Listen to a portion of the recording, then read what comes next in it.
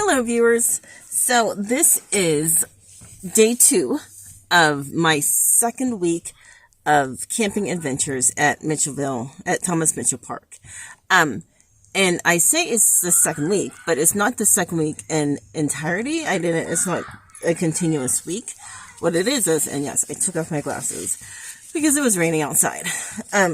So I had reserved a spot the second weekend in April, and then I looked at my calendar and I'm like, oh my gosh, I don't have another reservation until May 17th. Ugh, I can't go that long. Like, this is my happy place. So I did another reservation for this weekend. Now I am not in my normal spot. My normal spot is number 18. This is number 22. And I kind of like this one. I like this one because it's almost on the edge. It's the second to last slot. I would have been fine with the last slot as well. Because these two are away from everybody else. Not that I don't like people, but I come here to be by myself with my dog and all of you. But not having to interact with other people. And, I love children, but they're loud. Like, super loud. Which does not help with my happy place. But I have learned to just hear them in the background. And actually, they're not too bad. What is bad is when the parents start yelling at the kids and the kids start yelling at the parents. And it's like, oh, I know you people have cell phones. Just text your kids. There's no need to yell across the campground. We are not in Trailer Park USA. We are in a campground. And yes, I know it's an electric campground. Everybody has their RVs. It kind of is like a trailer park. But now we're at a campground. And by the way, quiet hours start at 10 p.m., not 1 a.m. when people decide to shut down their party next door. Did I complain? No. Nope. I just went with it because we're enjoying ourselves. So just go with it. But anyway, let's talk about why I'm proud of myself. So, yesterday, about 9 o'clock, maybe 8, I don't know. Anyway, I had shut off all the lights in the van because I was gonna go to sleep. I know it's early, but what else is there to do? So, and then every light shot out, and I thought, what in the world?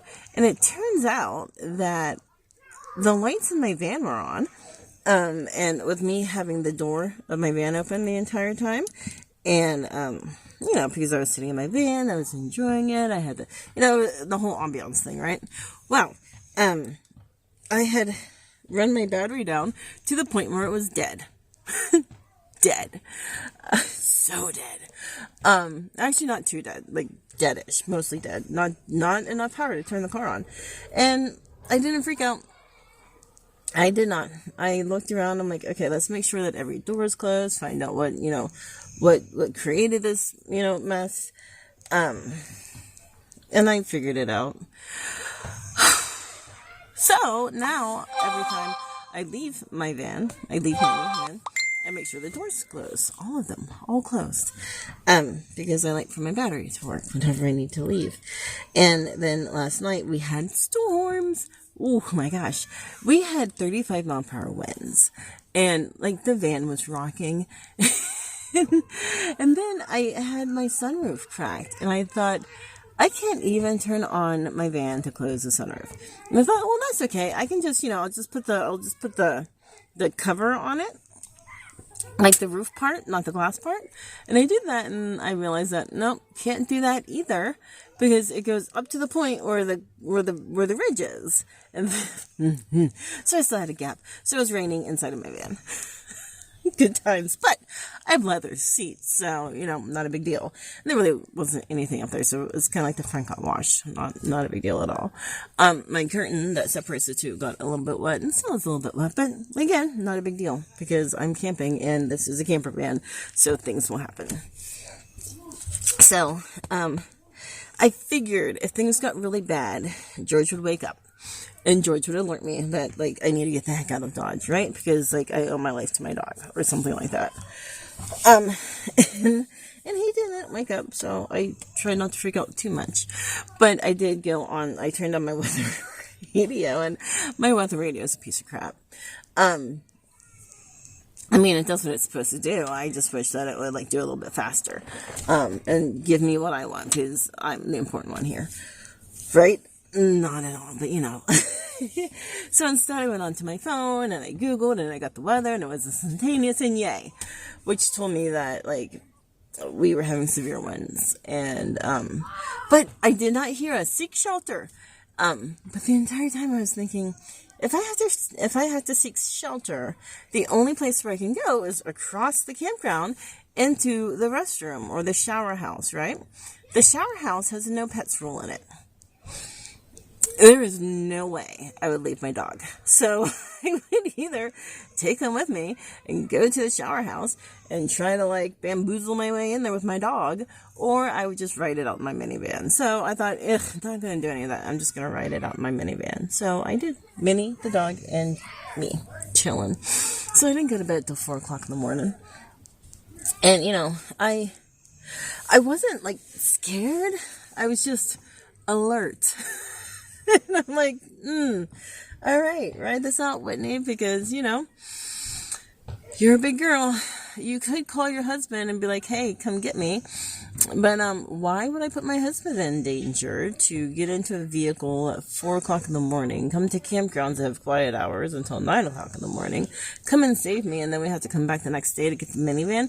No, just stay in the minivan. You don't need the energy from the car because you have a lot of energy. You're plugged into the site. You've done everything you're supposed to do, except for make sure that the battery doesn't die. So deal with it. And I did. So I did text my husband and say, hey, at some point tomorrow when you get a chance to, can you come down and bring the jumper? Because, of course, I took the jumper out of my minivan because I thought, I know what I'm doing. And I also came up with the idea that, you know, it took up too much room. That was stupid, but I ordered a new jumper. That's like that big. And it's awesome. I want to show you this. Okay, so this is, excuse me.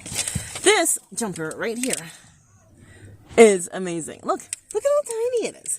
This is tiny, and this jumps my minivan and any other vehicle we have.